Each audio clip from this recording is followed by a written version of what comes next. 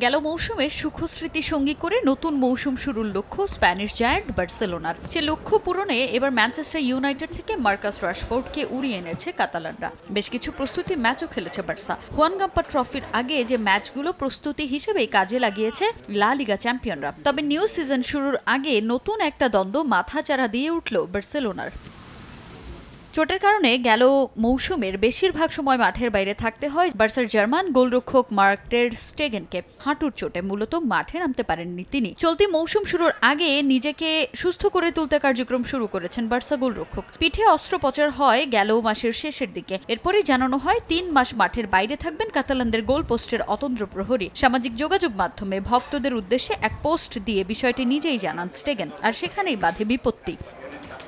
ক্লাবের সঙ্গে দ্বন্দ্ব শুরু হয় টের স্টেগেনের। তার মেডিকেল রিপোর্ট ক্লাব কর্তৃপক্ষ দেখতে চাইলে সেগুলো তিনি জমা দেননি। নিজের চিকিৎসার তথ্য লা লিগার কাছে জমা দিতে রাজি হননি টের স্টেগেন। তার এমন আচরণ ভালোভাবে নেয়নি বার্সেলোনা কর্তৃপক্ষ। মূলত বার্সা চেয়েছিল টের স্টেগেনকে 4 মাসের জন্য মাঠের বাইরে রাখতে, আর লম্বা সময় তিনি মাঠের বাইরে থাকলে তার বেতনের 80% শিফট করে নতুন খেলোয়াড় নিবন্ধন করতে পারবে তারা।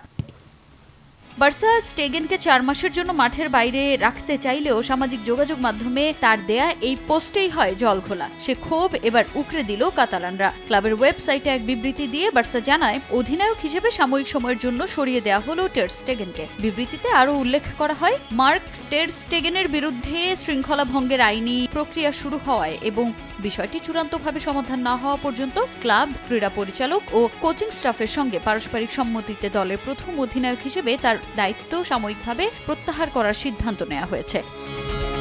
আর টের স্টেগেনের পরিবর্তে দলটার বর্তমান সহ অধিনায়ক রোনাল্ড আরাউহোর কাঁধে উঠল অধিনায়কের দায়িত্ব। তাজিন খন্দকার, সময় সংবাদ। কিন্তু বাথরুম যাতা ওডোনিল নাই। সুবাসিত ঘরে স্ট্যাটাস বাড়ে।